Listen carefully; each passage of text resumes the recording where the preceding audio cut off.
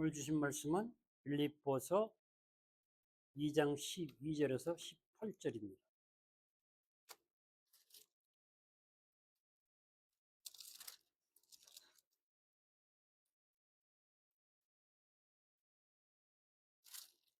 다 찾으셨죠? 예, 제가 먼저 봉독하겠습니다. 2장 12절. 그러므로 나의 사랑하는 자들아, 내가 너희가 나 있을 때뿐 아니라 더욱 지금 나 없을 때에도 항상 복종하여 두렵고 떨림으로 너희 구원을 이루라. 너희 안에서 행하시는 이는 하나님이시니 자기의 기쁘신 뜻을 위하여 너희에게 소원을 두고 행하게 하시니 모든 일을 원망과 시비가 없이 하라. 이는 너희가 흠이 없고 순전하여 어그러지고 거스르는 세대 가운데서 하나님의 흠 없는 자녀로 세상에서 그들 가운데 빛들로 나타내며 생명의 말씀을 밝혀 나의 다름질이 헛되지 아니하고 수고도 헛되지 아니하므로 그리스도의 날에 내가 자랑할 것이 있게 하려 함이라. 만일 너희 믿음의 재물과 섬김 위에 내가 나를 전제로 드릴지라도 나는 기뻐하고 너희 무리와 함께 기뻐하리니 함께 이와 같이 너희도 기뻐하고 나와 함께 기뻐하라. 아멘.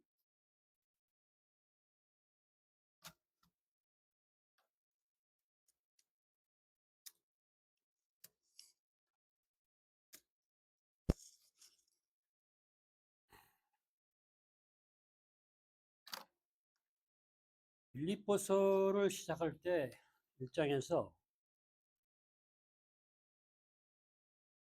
바울이 한 말을 기억하시죠? 의의 열매가 풍성하여 가득하고 온전하게 익어가면서 모든 선한 일을 행할 수 있는 하나님의 사람으로 온전하게 구원을 이루어 가라. 그것이 복음에 합당한 삶을 살아가는 것이다. 라고 바울이 시작을 했습니다. 빌립보서를 보면은 바울과 성도들의 관계가 다른 교회들보다 유난히 특별한 것 같아요. 밀접하다 그럴까요? 친밀하다 그럴까요? 서로 마음이 잘 통하는 것 같아요. 그런 어떤 영적인 친밀감이 느껴지는 것이 빌립보서 성도들과 바울 사이의 관계인 것 같습니다. 서로가 바울도 그렇고 성도들도 그렇고 서로가 서로를 섬기면서 영적 성숙을 이루어 왔다는 것입니다. 그래서 친밀할 수 있는 것입니다. 그러면 이 빌립보서가 실제적이고 풍성한 열매를 만들어가는 관계를 이야기해주고 있다라고 볼 수 있는 것입니다. 빌립보 성도들은 바울의 고통을 자신의 고통으로 받아들였어요. 그래서 고난을 이해할 수 있었던 거죠. 우리는 그런 부분이 상당히 중요합니다.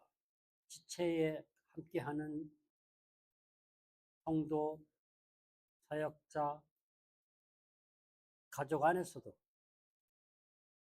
그들의 고난을 이해할 수 있다면 그 고난을 통해서 서로의 삶에 영향을 주고 영적 전쟁에서 승리하는 그런 기쁨을 맛볼 수 있는 기회, 그렇게 서로 사용되었던 것 같습니다. 그렇다면 우리도 빌립보서를 보면서 빌립보서를 통해서 우리도 영적 전쟁에서 승리하는 기쁨을 우리도 맛볼 수 있어야 합니다. 영적 친밀함이라는 것이죠. 근데 참 중요한 말을 합니다. 그 영적 친밀함을 이루어가는데 그 구원을 이루어가는 과정 속에 가장 중요한 것이 겸손이라고 빌립보서는 말하고 있습니다. 그리고 기쁨을 함께 말합니다. 그리고 이 겸손은 오직 예수 그리스도에게만 있는 것으로 십자가의 죽음을 통해서 예수 그리스도가 낮아짐과 겸손을 실제로 보여주셨다는 것입니다. 그것이 예수 그리스도를 믿는 모든 성도들에게 주어진 겸손입니다. 그래서 우리는 주어진 그 겸손을 가지고 구원을 반드시 이루어 갈 수 있다고 바울은 또다시 확인해 주는 거예요. 왜 이렇게까지 단호하게 얘기를 반복해서 해주고 있을까요? 그것은 이 겸손이 옛사람이 죽고 새사람이 살아나는 새로운 존재로 변화를 받아가는 유일한 길이라는 것입니다. 통로라는 것입니다.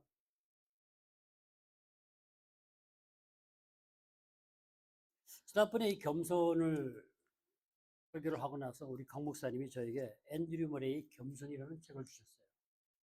그래서 일단은 다 읽어보았습니다. 아주 요긴한 책이었어요.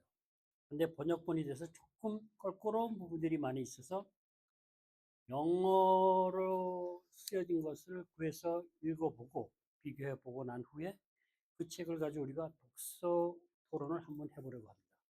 그만큼 중요합니다. 겸손이.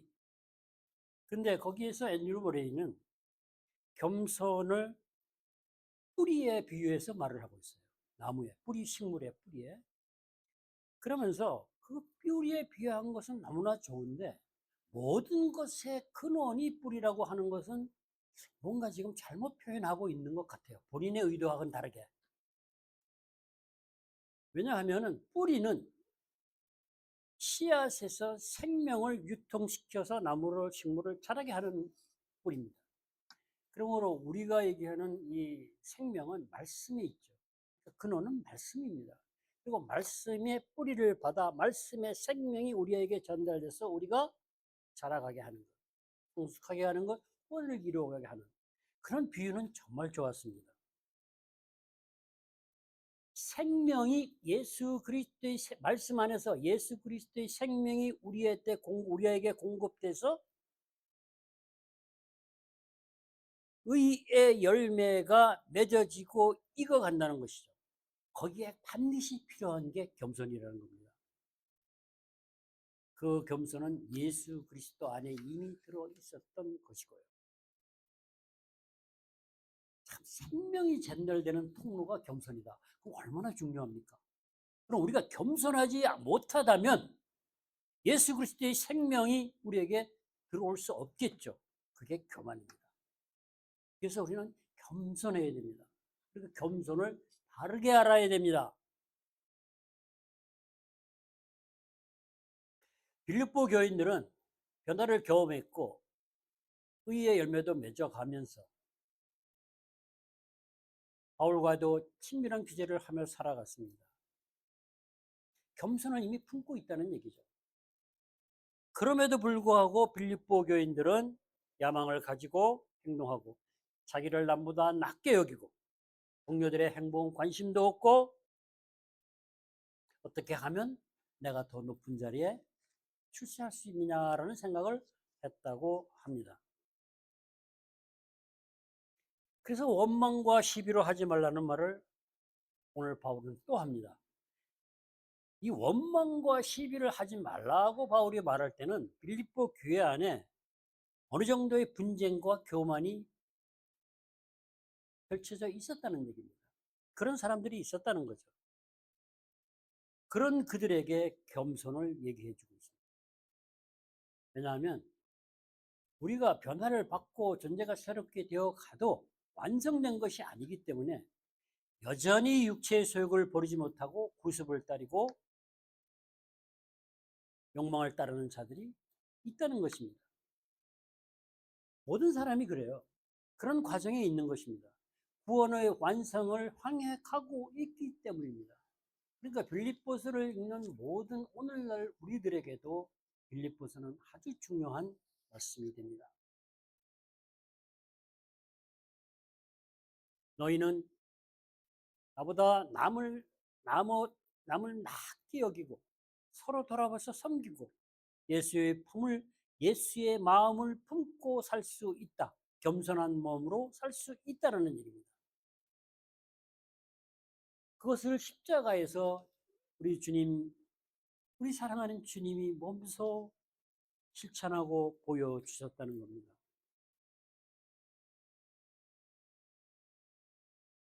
그런 겸손이 너희에게 있다. 그러니 너희는 어떻게 살 수 있다고요? 하나님의 자녀로 살 수 있다고 바울은 오늘 본문은 말하고 있습니다. 겸손한 마음으로 예수 그리스도의 마음을 품는 가장 확실한 방법이 뭘까요? 그것이 자기를 포기하는 것이라. 또 생명을 얻는 가장 확실한 방법은 죽는 것이다. 하나님의 칭찬을 듣는 가장 또한 확실한 방법은 남을 섬기는 것이다. 이것이 바로 십자가에서 우리 주님이 보여주신 죽음과 하나님이 그를 부활시키신 것입니다.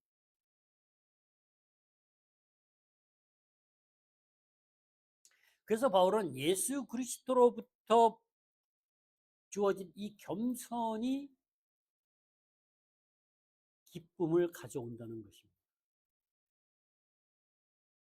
진정한 기쁨을 가져온다는 거예요. 성도들의 기쁨을 충만하게 만들어가는 것이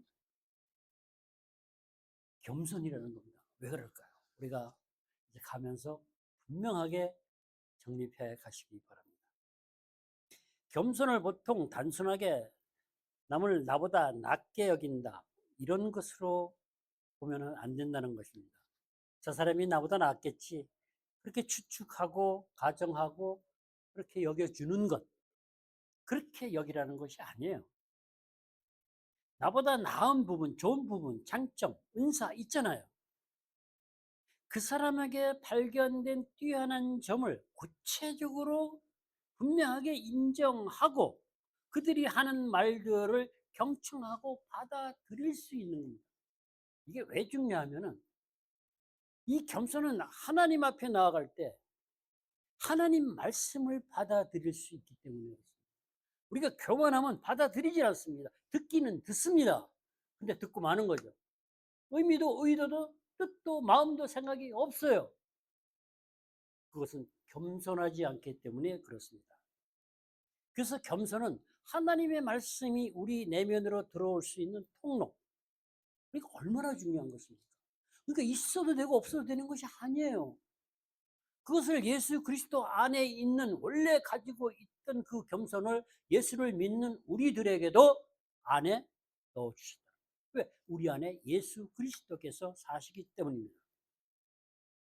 결국은 예수의 생명이, 새 생명이 겸손이라는 뿌리를 통해서 우리에게 들어와 의의 열매를 풍성하게 만들어가면서 하나님의 사람으로 온전케 만들어간다. 그 통로가 겸손이라는 거예요. 이거 얼마나 중요합니까? 우리는 반드시 겸손해야 됩니다. 하나님 앞에 겸손하고 사람들 앞에 겸손해야 하나님이 하시는 하나님의 말씀, 하나님의 음성을 들을 수 있고 사람을 통해서 하는 하나님의 음성도 듣고 자연을 통해서 하는 하나님의 음성도 들을 수 있다는 것이에요. 그래서 겸손은 있어도 되고 없어도 되는 것이 아니라 우리에게는 반드시 있어야 되는 것이라는 것입니다. 그리고 그것을 방해하고 막는 것이 교만입니다. 그래서 교만은 제1의 죄악이라고 하는 것입니다. 그러나 겸손은 하나님의 말씀을, 하나님의 음성을, 하나님의 존재를 받아들이는데 우리 문을 활짝 열어주는 통로라는 겁니다. 얼마나 좋습니까? 그러니까 있어도 되고 없어도 되면 안 되겠죠? 반드시 있어야 돼요.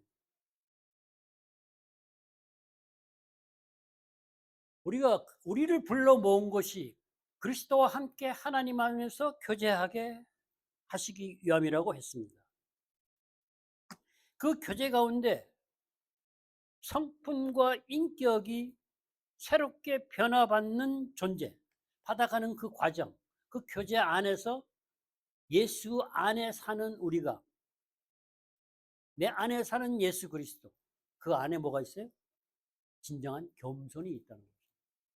이게 겸손은 내가 만들어가는 것이 아니고 내가 존재가 변해갈 때 하나님이 우리 안에 그리스도와 함께 넣어주시는 겁니다. 얼마나 감사합니까? 그래야 우리가 하나님의 생명을 받아들이고 우리가 살아갈 수 있습니까? 그게 바로 겸손한 마음의 태도라고 바울은 분명하게 얘기해 주고 있습니다. 그 겸손을 통로로 해서 우리가 말씀의 씨앗에서 예수의 생명이, 하나님의 성품이, 하나님의 마음과 뜻이 우리에게 들어와서 그의 열매가 익어가는 것이 뭐예요? 구원을 이루어가는 것이다. 얼마나 중요합니까? 그럼 우리가 구원을 이루어갈 수 있다는 얘기 아닙니까? 예수를 믿는 우리 안에 이미 예수의 마음인 겸손을 품게 하셨고 있습니다.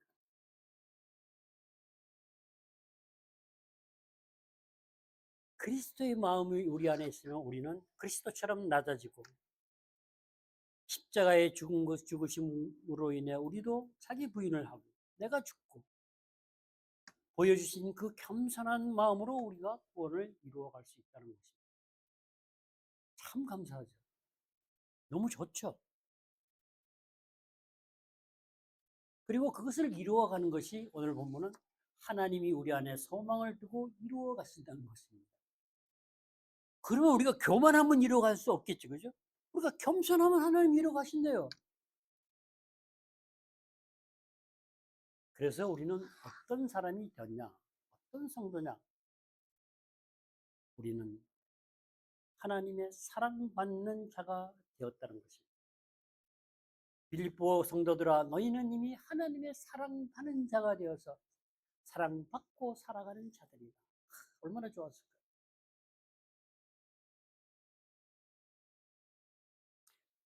그래서 바울은 너희들은 두려움과 떨림으로 하나님의 임재를 계속 경험해라 라고 얘기하는 겁니다. 그것이 핵심이니까요. 하나님의 임재를 경험한다, 영적 교제가 가능해지고 새 생명 가운데 하나님의 사랑이 흘러 들어온다. 사랑받는 존재라는 겁니다. 하나님이 일하시기 때문에, 하나님의 마음에서 흘러나오는 그 겸손이 그들에게 있기 때문에 임재를 경험하고 하나님의 영광을 드러낼 수 있다. 그런 존재가 빌립보 교회 성도들이라고. 바울도 신났을 거고 듣는 빌립보 교인들도 정말 좋았을 것 같아요. 저는 우리 교회가 그런 교회라고 생각합니다. 정말로 진심으로. 그래서 오는 모든 성도들이 그렇게 자라가야 됩니다. 하나님이 임재를 경험하고 그리스도의 생명 가운데 존재가 새롭게 변화를 받아서 하나님의 자녀로 세워져 가는 교회가 돼요. 그래서 바울은 부탁을 하는 거죠.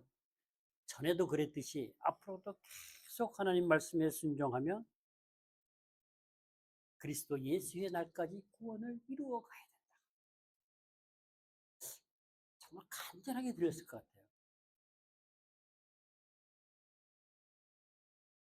그러니 너희는 나태하지 말고 영적 성숙을 위해서 서로 섬기며 힘써라. 당연한 것 같지만 너무 간곡한 거죠. 그러면 너희들은 선으로 악을 이길 수 있다. 하나님의 사랑받는 빌립보 성도들아, 너희는 성도에서 하나님의 흠없는 자녀로 살아가라고 한 걸음 더 나아갑니다.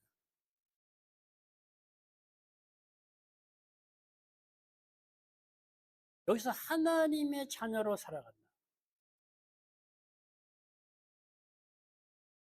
그런데 원망과 시비로 하지 말아라. 분쟁이 있을 거라고 말씀드렸죠. 교만도 있을 거라고 했습니다.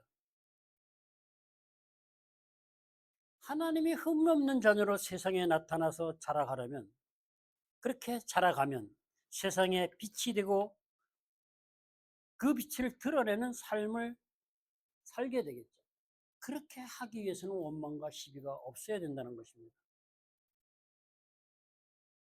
빌립보 성도들이 살아가던 그 시대를 어그러지고 거스르는 세대라고 오늘 바울은 말하고 있습니다.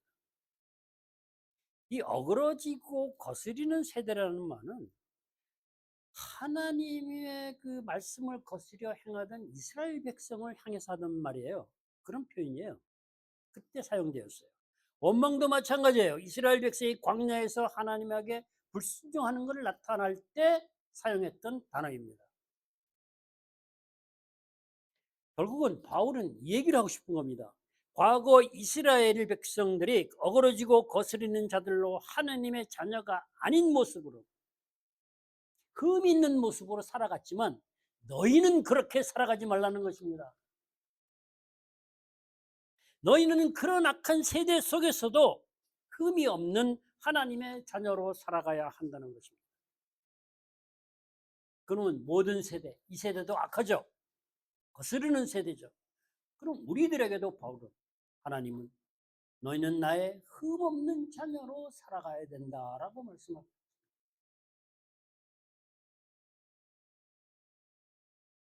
이 흠 없는 자녀로 살아가는 것은 우리 힘으로 안 됩니다. 하나님의 은혜로 가능하다고 말씀하십니다. 흠 없는 자녀가 되기 위해서는 어떻게 되어야 될까요? 아주 쉽습니다.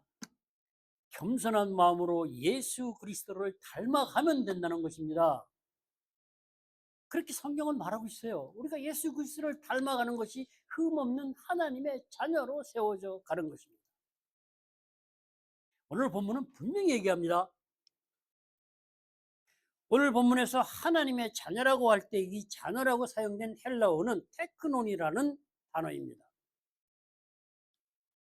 이 단어는 가족의 동질성, 부모의 본성을 나누어 가진다는 개념에서 자연적인 관계를 강조하는 거예요. 여기서 자녀는 당연히 부모의 성품을 나누어 갖는 그런 관계라는 겁니다. 그럼 하나님의 자녀는 하나님의 성품을 당연히 이어받아야 되는 거예요. 우리가 예수 그리스도 통해서 하나님의 성품을 닮아 당연하다는 겁니다. 그래서 테크논이라는 단어를 사용한 것입니다. 이 자녀를 사용할 때 이것 말고 다른 단어가 또 있어요. 법률적이고 도덕적인 어떤 신분을 말할 때, 왜 성경에서 양자를 말하지 않습니까? 그것은 히오스라는 단어에서 파생된 단어를 씁니다. 하나만 말씀드리면 로마서 8장 15절에서 너희는 무서워하는 종의 영을 받지 않았고 양자의 영을 받았다. 이건 신분입니다. 그러나 아버지로 부르짖느라, 자녀는 여기서는 히오데사스라는 히오스에서 온 말입니다.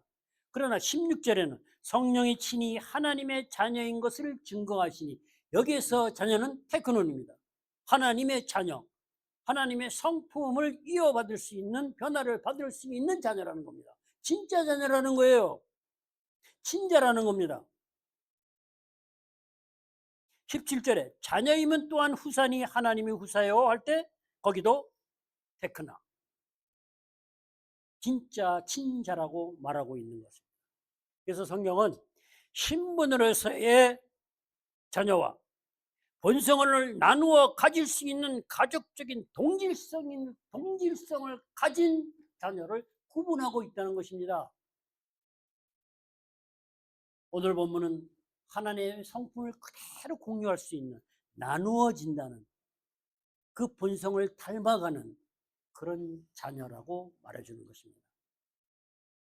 그러니까 성경에서 너희는 나의 자녀다, 나의 사랑하는 아들이다, 딸이다고 얘기하는 것은 하나님 아버지의 성품을 당연히 닮아가야 된다는 거예요. 참 이거 너무 분명하지 않습니까? 그리고 하나님의 성품을 당연히 닮아가서 그 성품을 이 세상에서 드러내며 사는 것이 이 어두운 세상의 빛으로 사는 역할을 감당한다는 겁니다.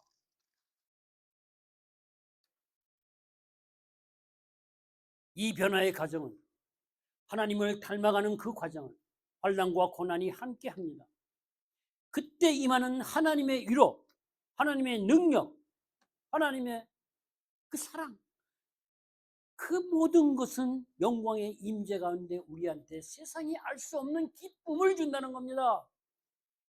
그리고 그 영광의 임재를 서로 나누는 우리 서로 영적인 동료들, 동력자들, 성도들 사이에 그 관계 안에서 또 그 기쁨을 동일하게 누리게 하는 거예요. 그래서 기쁨이 충만할 수 있는 것입니다. 이것을 유통하게 하고 이루어갈 수 있던 길을 열어주는 것이 통로가 겸손이라는 것입니다. 얼마나 중요합니까?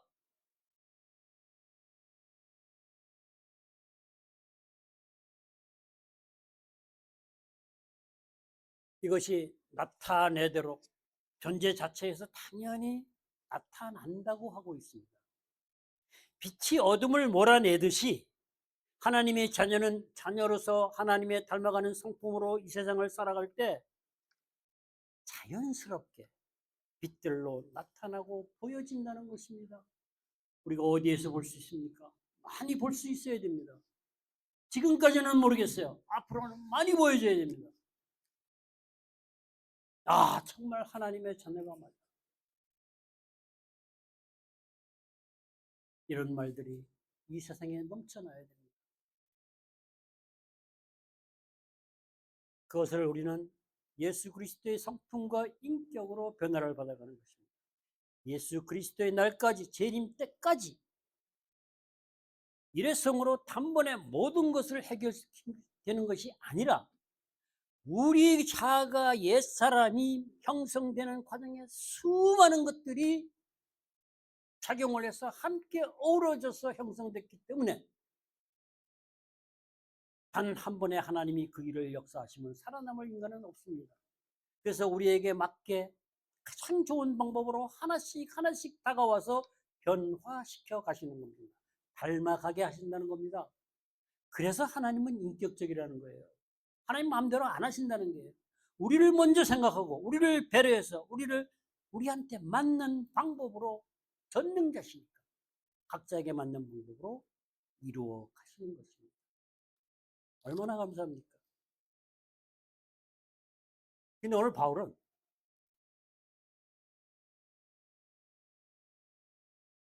성도로서의 하나님 자녀에 대해서 한 가지를 더 얘기합니다. 16절에서 생명의 말씀을 밝혀 이렇게 얘기합니다.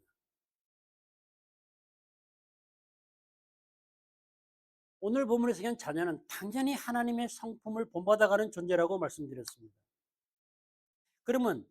그러면 당연히 하나님의 성품을 본받아 그 자체로 존재하는 자체로 자연스럽게 생명의 말씀을 밝히 드러나는 빛의 생활을 할 수 있지 않겠어요? 근데 오늘 본문은 이렇게 해석을 합니다. 주석에서 생명의 말씀은 복음을 가리켰다. 예, 맞습니다. 생명의 말씀은 복음입니다. 그리고 밝힌다. 여기서 밝혀라고 하는 이 밝힌다는 것은 밝힌다는 의미보다는 복음을 소유하고 굳게 가지고라고 하는 의미로 번역을 하고 있습니다. 그래서 새 번역은 생명의 말씀을 굳게 잡으십시오라고 얘기해요. 또 공동 번역은 굳게 지키십시오 이렇게 번역해요. 자, 굳게 잡으십시오, 굳게 지키십시오. 생명의 말씀을. 그러면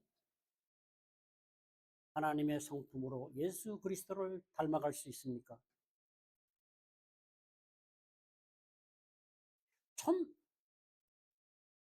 좀 애매해요. 저도. 그런데 오히려 여기서 생명의 말씀을 밝혀라고 하는 것이 단어의 의미보다 저자의 의도를 분명히 말해주는 것 같아요. 생명의 말씀을 밝혀 복음의 능력이 밝혀진다는 것이죠. 드러난다는 것이죠. 보세요. 굳게 내가 소유한다, 가지고 있다, 굳게 잡고 있다, 지키고 있다는 것들이 뭐예요? 내가 소유한다는 것은. 내가 소유한다는 것은 내 것이 된다는 거예요. 내 안에 예수가 있다는 것은 밖에 있는 게 아니고. 여기 또 떨어졌어. 아, 붙여야 되는데.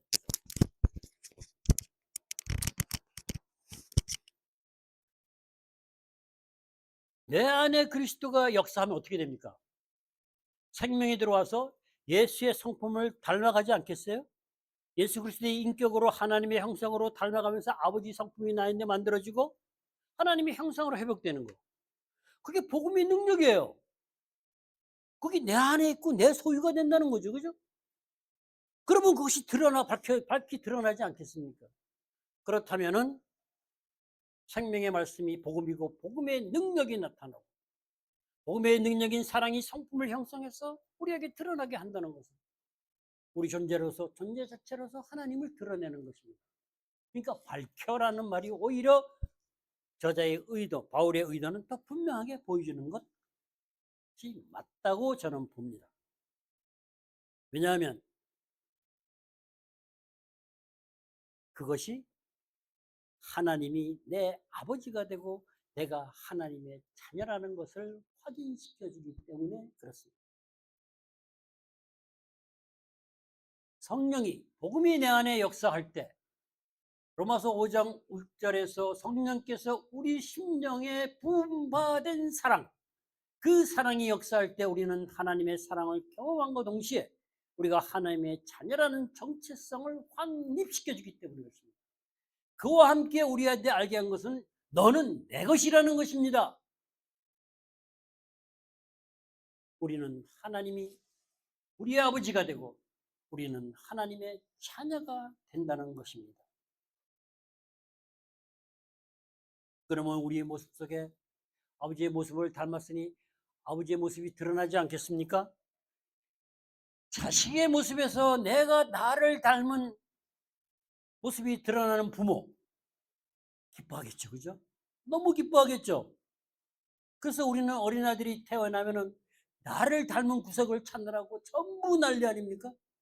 어디가 닮았는지, 닮은 곳이 아무리 안 보여도 나중에 결국 발가락까지 가서 닮았다고 하는 거예요.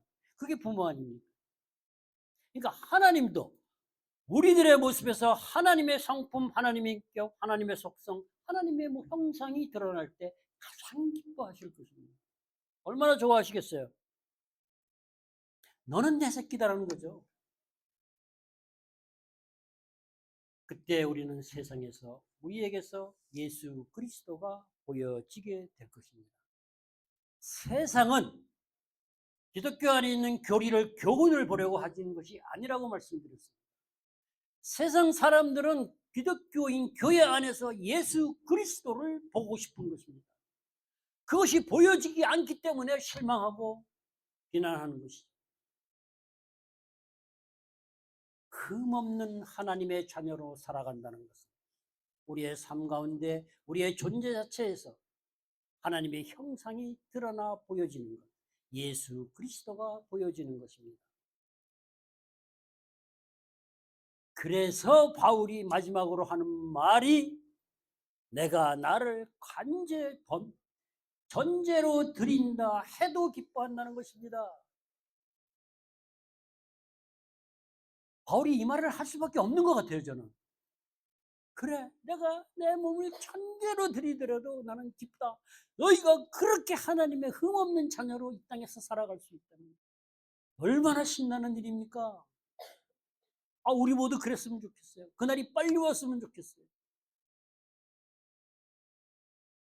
여기서 전제를 드린다라고 하는 것은 구약시대 제사의 마지막 단계로 제단에 위에서 포도주를 부어서 붓는 것을 얘기한 제사 의식을 말한다고 합니다. 그것을 부을 때 제사가 완전해진다고 여겼다고 합니다. 오늘 본문은 수동태로 되어 있어가지고 부어진다는 얘기입니다. 그러면 바울 자신이 전제로 제물로 위에 포도주 같이 부어진다는 얘기는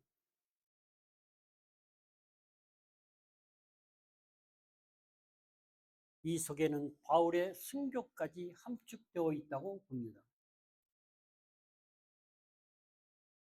바울은 자신을 아낌없이 주겠다는 것입니다. 제가 이 전제에 이 포도주를 붓는 그 부분을 보면서 요한복음 19장 34절에서 예수님이 십자가에서 매달리셨을 때 창으로 군인이 옆구리를 찌르니 피와 물이 나왔다 그랬어요.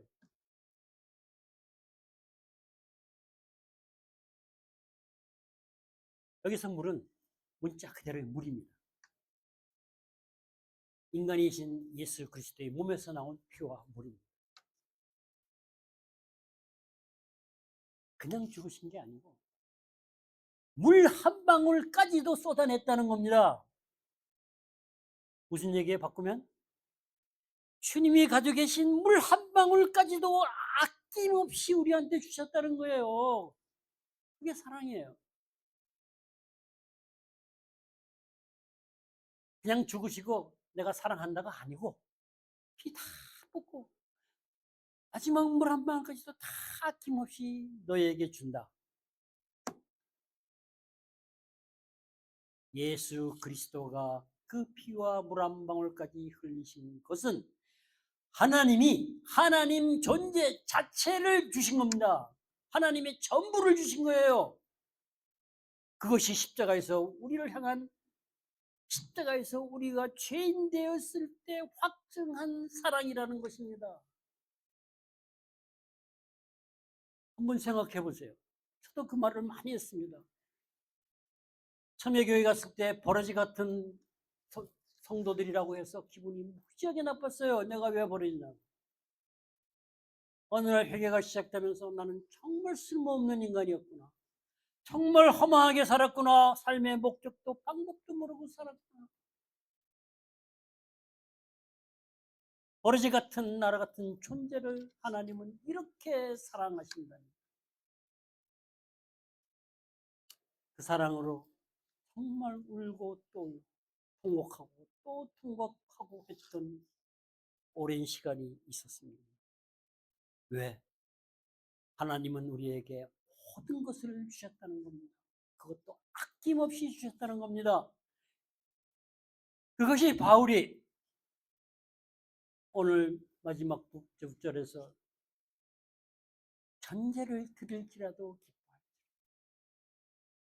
기뻐하라고 하는 고백입니다. 하나님의 고백입니다.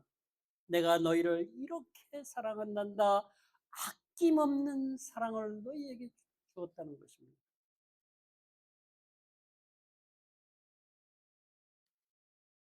바울은 기뻐한다 그랬습니다. 수동태로서 이것은 순교를 암시한다고 했습니다. 순교할지라도 기뻐한다는 겁니다.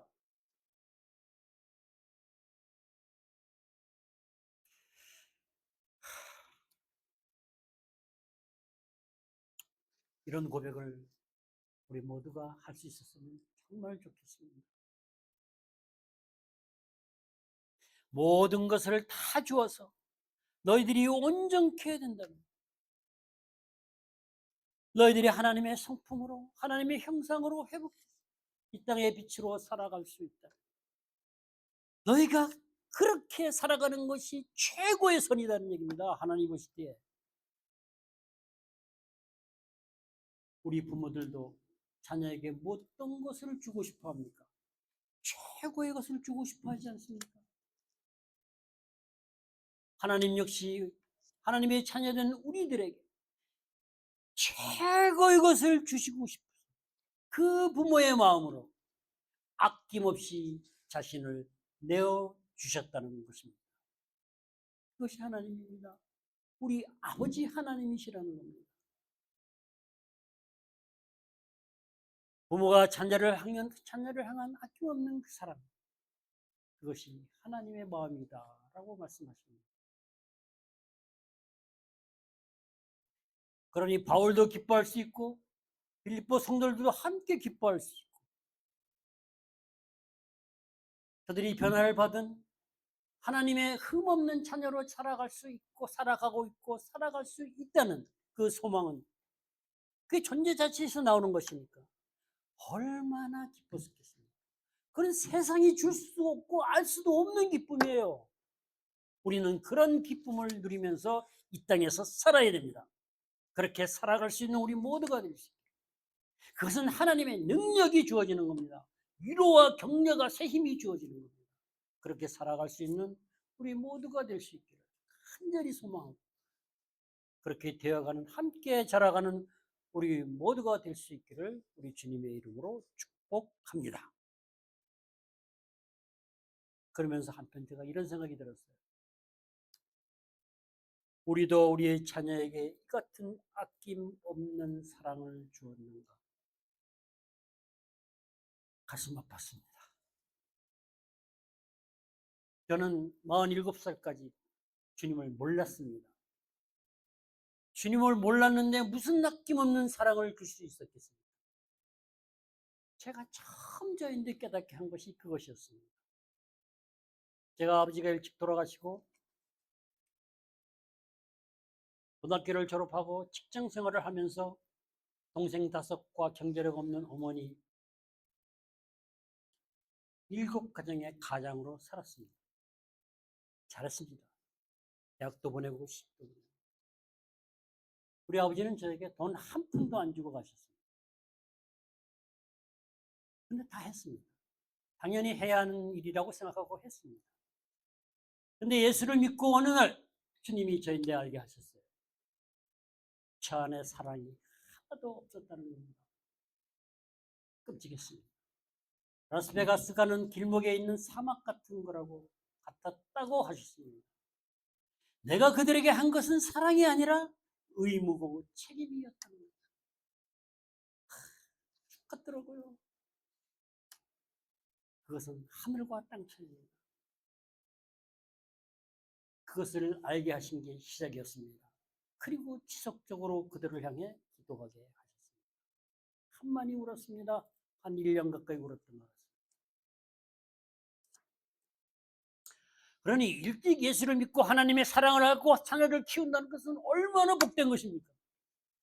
진짜 하나님의 사랑을 알고 흠없는 하나님의 자녀로 살아가면서 내 자녀를 아낌없이 사랑한다는 것, 내 욕심이 아니고 그게 우리 그리스도인들 가정이 되어야 합니다.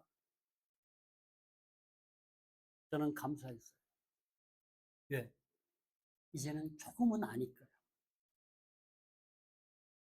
우리 모두가 그 사랑을 알고 내 자식을, 내 자녀들을 우리 하나님이 나를 아낌없이 사랑한 그 사랑으로 사랑하며 살아갈 수 있기를 소망합니다.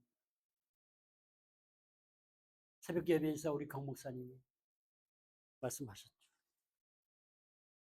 열왕기상을 가지고 다윗과 바르실레와의 관계 속에서 풍성한 하나님의 은혜와 변치 않는 은혜를 말씀하셨어요.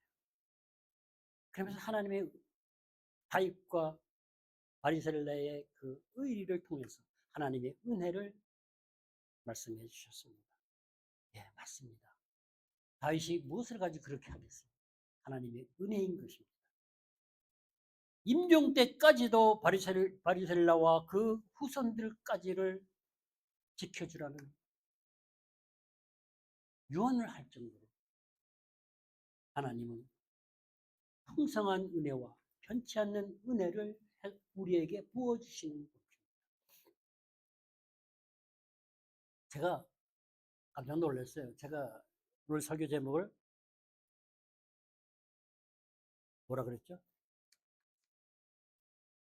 아낌없이 주는 사랑이 있어요. 그 풍성한 사랑, 그 변치 않는 사랑을 우리들에게 아낌없이 주시는 하나님이 우리 아버지라는 것입니다. 우리 모두 그런 아버지를, 그런 하나님을 아버지로, 그런 하나님의 자녀로 살아가는 우리들입니다. 어깨 펴고 다리에 힘주고 세상을 향해서 당당하게 살아가야 됩니다. 우리는 담대하게 말하고 전하고 선포하고 살아갈 수 있는 존재들이라는 것입니다. 그렇게 살아가는 우리 모두가 되고 앞으로 헬세대 온유의 처치형은 모든 성도들의 삶을 그렇게 이루어 주시기를 항상 기도하고 기도하겠습니다.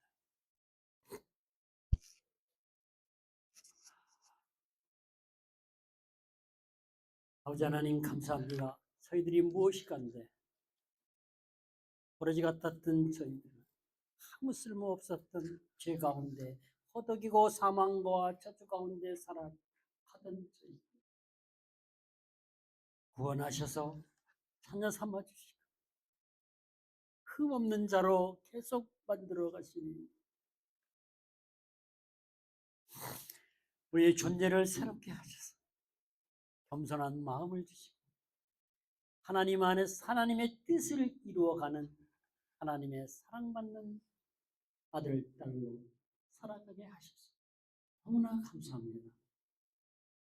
우리가 하나님의 흠없는 자녀로 세상의 아버지 하나님을 우리 주 예수 그리스도를 드러내는 삶을 살아가며 온 성도들이 아버지 하나님과 함께 세상이 알 수 없는 기쁨을 마음껏 누리고 살아갈 수 있도록 우리들의 삶을 지키시고 보호하시고 세워주시며 축복해 주시옵소서.